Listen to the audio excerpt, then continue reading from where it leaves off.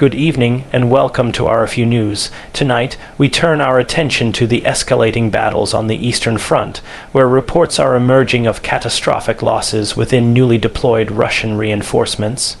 According to multiple battlefield assessments, Russian units sent to bolster exhausted frontline troops have been nearly wiped out in a matter of days, raising serious questions about Moscow's military strategy and the sustainability of its war effort.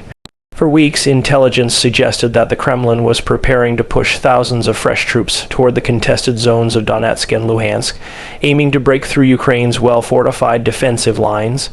These reinforcements included recently mobilized conscripts, private military contractors, and units redeployed from quieter sectors of the front. The plan, according to analysts, was to apply overwhelming manpower to wear down Ukraine's resistance. But instead of swinging the balance, these forces have faced devastating attrition. Eyewitness accounts from the battlefield describe relentless Ukrainian artillery fire that greeted Russian convoys before they even reached staging grounds. Satellite imagery shared by Western defense agencies shows entire columns of armored vehicles destroyed along key approach routes. Dozens of supply trucks, troop carriers, and tanks appear to have been abandoned or reduced to smoldering wreckage. Ukrainian drone footage confirms this carnage, displaying scenes of chaotic retreats, burning equipment, and scattered bodies across open fields. Ukrainian officials were quick to highlight what they called one of the most decisive blows against Russia's latest reinforcement strategy. The Defense Ministry in Kiev claimed that more than 70% of the incoming Russian contingent was neutralized within 72 hours of deployment. If accurate, this represents one of the steepest single-phase losses Russia has endured since the start of the war. Military analysts point to several key reasons behind this disastrous outcome. First, Russian reinforcements were reportedly rushed into combat without adequate coordination or air cover. In some cases, troops were moved in broad daylight along predictable routes, making them easy targets for Ukrainian drones and long-range artillery. Second, logistical failures meant that many soldiers lacked sufficient supplies, with reports of shortages in food, ammunition, and even basic protective gear. Finally, Ukraine's increasing use of precision Western-supplied weapons has significantly shifted the battlefield dynamic. HIMARS rocket systems, Storm Shadow missiles, and advanced reconnaissance drones have enabled Kiev to track, target, and strike Russian reinforcements with deadly efficiency. A Ukrainian field commander speaking to local media described the Russian reinforcements as walking into a trap.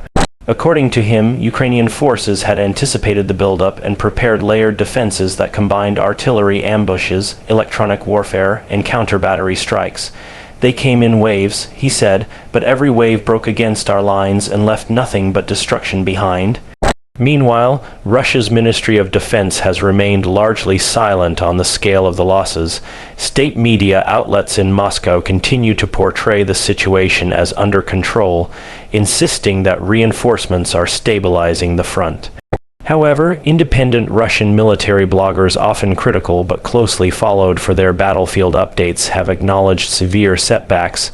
Some described entire battalions being erased in single Ukrainian strikes.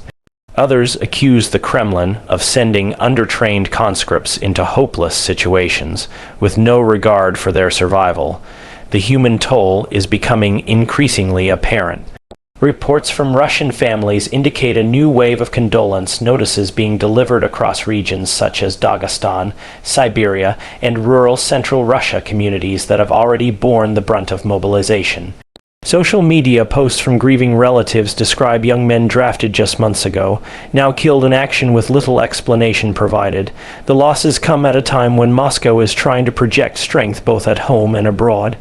With presidential elections looming and international sanctions deepening, the Kremlin has been eager to demonstrate that it still holds the initiative on the battlefield, but instead, these failed reinforcement efforts are fueling growing criticism within Russia's own information space. Some commentators warn that if such losses continue, Russia may face severe manpower shortages by the end of the year, forcing either another unpopular mobilization or a strategic retreat. On the Ukrainian side, morale appears to be soaring. Images released from the front show Ukrainian soldiers celebrating amid destroyed Russian equipment, raising national flags over captured positions. President Volodymyr Zelensky praised the defenders for what he called a historic stand. That proves Ukraine can repel even Moscow's heaviest offensives. In his nightly address, Zelensky reiterated that every reinforcement Russia sends will meet the same fate, unless the Kremlin withdraws its forces. International observers are also taking note. NATO officials in Brussels described the reports as further evidence that Russia's war effort is unsustainable in the long term. A senior alliance representative stated, "What we are seeing is a pattern of poorly planned offensives, reckless use of manpower, and catastrophic battlefield losses. This cannot continue indefinitely without major consequences for Russia's military stability." Yet despite the staggering toll, most analysts caution against assuming that Russia will halt its reinforcement attempts. Historically, Moscow has shown a willingness to absorb heavy casualties while continuing its campaigns. The Kremlin may calculate that sheer numbers, combined with Ukraine's gradual exhaustion, could eventually shift momentum. But with each failed push, the costs are rising not only in lives but in equipment, morale, and international credibility. Looking ahead, the critical question is whether Ukraine can maintain its defensive advantage. Western military aid continues to flow, but Kiev insists it needs even more advanced systems to keep pace with Russian assaults. Officials in Washington, London, and Berlin are debating new aid packages that could include additional air defense systems, long-range missiles, and training programs. The effectiveness of Ukraine's defenses against the latest Russian reinforcements will likely strengthen calls for continued international support.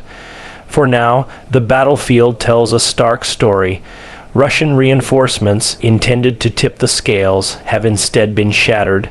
Convoys meant to bolster Moscow's offensive are gone, destroyed in open fields and abandoned along broken roads.